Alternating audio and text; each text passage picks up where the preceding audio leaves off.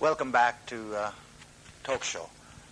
And once again, we are very pleased to have a very celebrated contemporary American poet who is known as both a discoverer and the dean of the Beat generation, or the Beat poets in the United States, Mr. Rexroth. And we are going to start our program again with the poet's own recitation and explications of two of his poems entitled Koku, Void Only, and Shinyo, Suchness, respectively. I personally am certainly looking forward to the poet's own reading of the poems and his own explications thereof.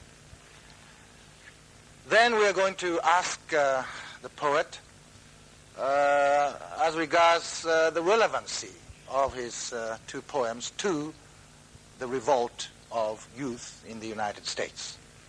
What is the relevancy between here and here? And thirdly, we would like to talk about the influence that has been exercised by the Anglo-American poetic tradition on Japanese poetry and vice versa. Mutual impact or influence between the two traditions of poetry. And finally, we are going to ask him to again read another of his works to conclude our meeting with. So now we are going to enter into the substantive portion of our program.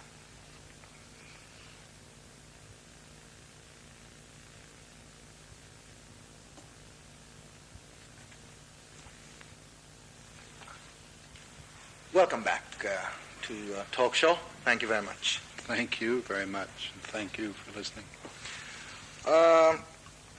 As I said earlier, we are going to, first of all, ask you to read two of your poems, Koku and Shinyo.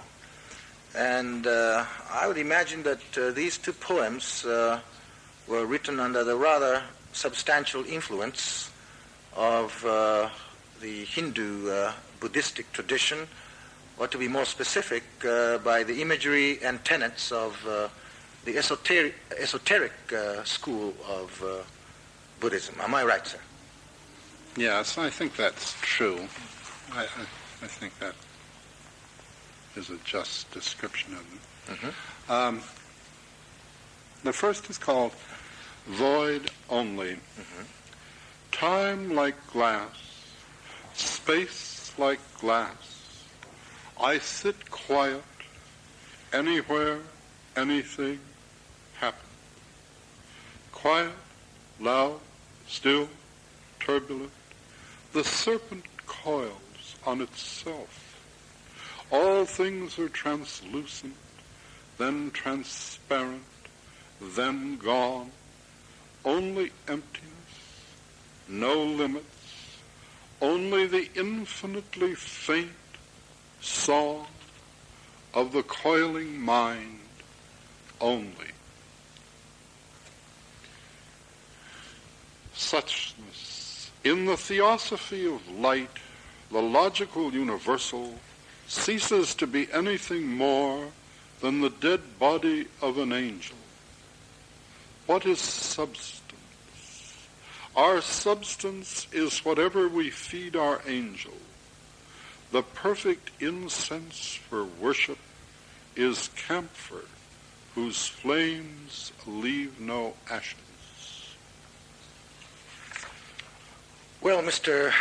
Rexroth, speaking frankly, very frankly, I've found these two poems far more difficult to comprehend or to appreciate than the previous poems that you kindly recited last Friday. So would you mind providing your own explications of the poems for us? Well, these poems, of course, are more explicit, actually. They state things, sort of philosophy, whereas the others, which really say the same thing, imply in the form of symbol logic, of structure of symbols, all of which are pinned to real things. I suppose, in the first place, void only is the general doctrine of about half of Mahayana Buddhism, whether in Japan or India. And it means that at the end of the religious experience, or the mystical experience rather, the contemplator realizes that ultimate reality, the real reality, is void of qualities, void of, the philosophical term is unpredicable. And this, of course, is a general idea of mystical religion. It's not peculiar to Buddhism. And the business about the serpent, so what refers to the tantric conception that at the base of the spine lies the serpent kundalini, that the yogi and kundalini yogi makes arise up his spinal column and penetrate one after the other the autonomic nervous centers of the body until it hits the top of his head, the thousand-petal lotus, where he becomes merged with, as Europeans would say, with the absolute.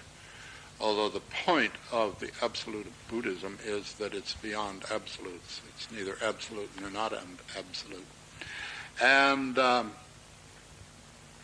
void. And then at the end, it speaks of the coiling mind. Another Buddhist conception is that the same ultimate reality is mind only. But the point of the poem is that both schools say the same thing. And but it actually describes experience. That is, it describes my own mystical experience. It's not just a philosophical statement. And the second one, suchness, shinyo,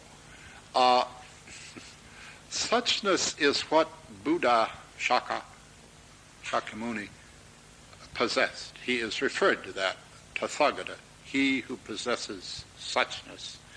And it's very difficult to explain. Suchness is the same thing. Suchness is that which is beyond predicates, that which is beyond qualifications. There's a German term in modern existentialism, the same term, but it doesn't really mean the same thing. There's a lot of other stuff in here. The theosophy of light is a long-standing mystical tradition. I suppose Keigan-kyo best represents it in general Japanese Buddhism. And Dainichi Nyorai, of course, is the source of light. And the Jewish philosopher around the time of Christ, Philo, says, by light, light. And the great Muslim mystic Al-Arabi, he has a whole philosophy of light. Kabbalah in mystical Judaism talks about the same thing. This is just a symbol of ultimate experience.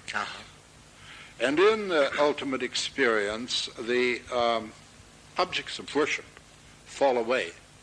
They cease to be of any importance. They are ladders that fall And then it quotes from somewhere in the pillar book of, say, Shanagan. Someone says to her, they're ordering some incense. I think the ex-empress says, well, get this and get that. But the perfect incense for worship is camphor, which leaves no ashes. And the relevance, of course, is obvious. The qualifications fall away. Your exposition of the second poem, that is Suchness, somewhat reminds me of a Zen Buddhist quote, if I may say so, which says, if you meet Buddha, kill him. Well, now the second question that I would like to ask you in connection with these poems is what do they have anything to do with the revolt of youth? What are their relevancy to the revolt of the youth? Because after all, the title of this particular program is what has happened to the youth revolt, and therefore, in order not to let the viewers think that the title is a misnomer, I would appreciate it if you would explain the relevancy between the two. Well,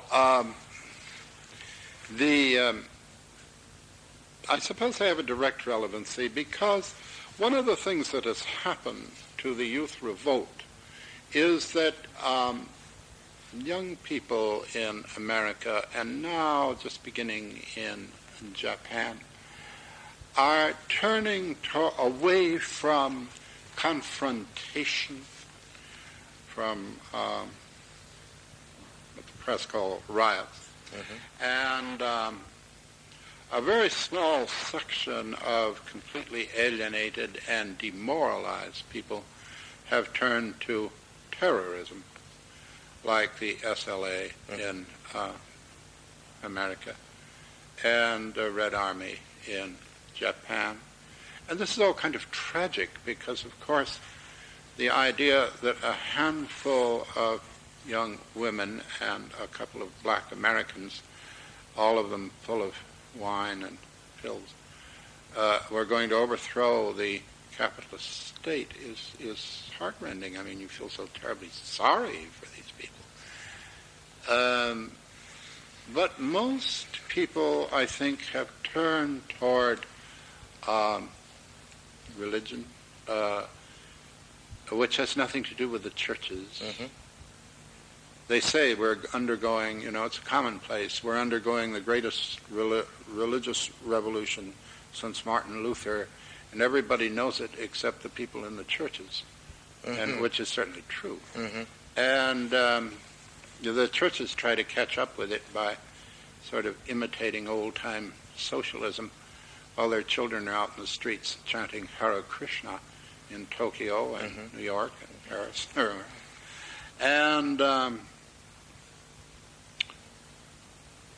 America is full of communes. I mean, hundreds, thousands, I suppose. Certainly a good many, hundred, more than 1,000. And people have simply left the society. Now, this may be called retreatism and escapism. Nevertheless, that is what they have done. And then there is a tremendous popularity of Buddhism. And this has come from Japan and in very recent years from Tibet, as more and more exiles from Tibet have come to America and teach. Now, these people are not phonies. They're well-educated lamas from Tibet. And there's a big school, an Europa Institute, in Boulder, Colorado, with a very impressive faculty and courses in Sanskrit and Tibetan and Japanese and everything else. And it's curious that the American first GIs, educated GIs, came very much under the influence of ancient Japanese culture. At the same time that Japanese youth in revolt from their own culture were imitating the commercial culture of America. And so that each country idealized the other. Each country found in the other country a sort of imaginary world which was better than the world in which they were forced to live. Mm-hmm. Well, this is still true to a large extent of Japan. And it's interesting that the only people who share these ideas, which are so common in America, are friends and, to a certain extent, disciples of the American poet and Zen Buddhist Gary Snyder, the so-called Harajan group, who are very interesting poets, probably the most interesting really young poets. Whereas an slightly older generation are interested in the ideas of the bop generation in America.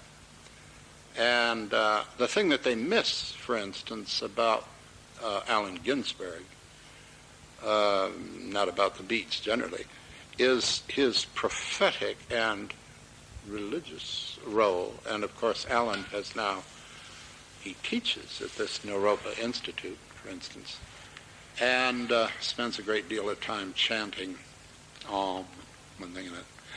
But I think it very interesting that the two cultures, in seeking a way out of what young people consider an intolerable impasse in a quest for meaningful life, should reflect one another. And of course, knowledge of this sort of thing in Japan is largely looked upon still by young people as the establishment. The average young Japanese who is alienated from his own culture thinks of Zen Buddhism as a religion of the Japanese Navy and of a couple of large bond houses in Japan, which of course it is. But the American finds something entirely different in it, and that's there too. All you have to do is go to Daitokuji in the early morning, and you see all kinds of people with long hair and bare feet on their way to sit zazen for 3 hours. I don't happen to be a Zenist, but it's very interesting that this should happen. Whereas at night, in a coffee shop in Kyoto, you will find people listening to Charlie Parker in coffee shops, young Japanese people. Well, gradually they mix, so that you get a blend of these two things, and you get the beginning of a new kind of culture, which is spreading all over the world. And these first tentative movements are only tentative. But you can find the same thing in Germany, you can find the same thing in England, France, so forth. But even in, at least in the Soviet Union, I don't know how far you get being a mystical Buddhist in the People's Republic, China, but elsewhere, it's all over the world, these things are common. And the old policy of confrontation, students have just found out it doesn't pay. I mean, it's because they have a little bomb no bigger than this that can put a square mile of people to sleep. And just toss it out of an airplane, that's the end of it. They don't use it, but because it's supposed to be classified. But this can be done, so that confrontation is worthless. I see. The Red Army of Japan, I mean, the police just rounded them all up in that house, and particularly when they started killing one another, and the general public and the police themselves finally just chloroformed them, so to speak, and carried them out. But we do things a little rougher in America, the SLA. Well, in an impasse like this, people start searching for the fundamentals of life meaning. Now, they may be wrong, but I think this is a general law of history, that this sort of thing happens. I see. Just as Christianity, and particularly Gnosticism, which this resembles, came with the collapse of not physically the Roman Empire, but with the confidence of the Roman Empire. Mm-hmm. For 300 years, the Roman Empire had no confidence in itself. Mm-hmm. Well, I think your explanations were at once profound and relevant to the kind of times that we live in, because I really have a strong feeling personally that as one of the 12th century Japanese philosophers put it, the ancient capital has vanished and the new capital is yet to be erected, and we are caught in between, so to speak. We find ourselves in a vacuum, so to speak, and therefore it is perfectly natural and understandable that the young people should look inward rather than externally, especially when, for very good reasons, these young people don't seem to have the illusion that they can enjoy the privilege of dying a natural death. And so your expositions were extremely interesting and relevant to the spirit of the times, to the state of disintegration and decay of many of the institutions to which we have been so long inured. Well, I'm afraid we have to move on very hurriedly to the third item on our agenda, that is the mutual influence between Japanese and Anglo-American poetic traditions. And I'm afraid you have only about 2 minutes. Well, in the occupation, to quote the Bible, captivity took captivity captive. I mean, there are hundreds of educated GIs who came back converted to a kind of idealized Japanese life. Mm-hmm. There were also hundreds who came back converted to the way of life of Shinjuku and Shibuya coffee shops, but that's another point. And in the same way, American poetry since the war has had a great influence on Japanese poets, particularly the Beats, or Ginsberg, at least. And Beats, a kind of a dead word. I see. And the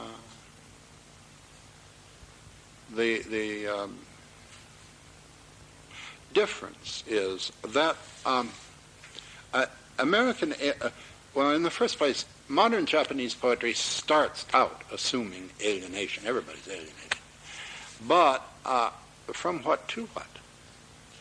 It's like the Irish said during the Second World War, well, sure, we're neutral, but neutral who for? And the Japanese poet seems to be, almost without exception, in a sort of generalized state of alienation without any objective. So that sometimes poetry sounds like they were just writing it to annoy their fathers and mothers. And others, as I say, echoes developments in America now almost a generation ago. And others, of course, strike out in new fields. But the influence of Japanese poetry is stylistic. And that has endured for many, many years. That began with the translations of Lafcadio O'Hearn and Yone Noguchi and Sadakichi Hartman, and has continued down all these years, influenced the Imagists, influenced all kinds of people. And now in grammar schools in America, they have classes in haiku, and so forth. And that's largely the picture. Well, thank you very much. Too bad time is too short. Therefore, I'll have to finally ask you to read aloud your work, one of your works, entitled "A Sword in a Cloud of Light." just occurred to me that if you translate that into Japanese, it sounds like a very Shinto poem. Is that really? Doesn't it? A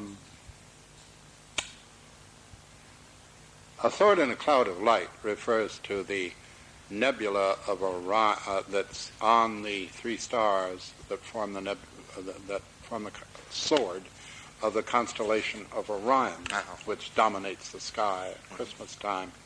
And it's one of a series of poems on astronomical objects written for my little daughter. Doesn't need any other explanation.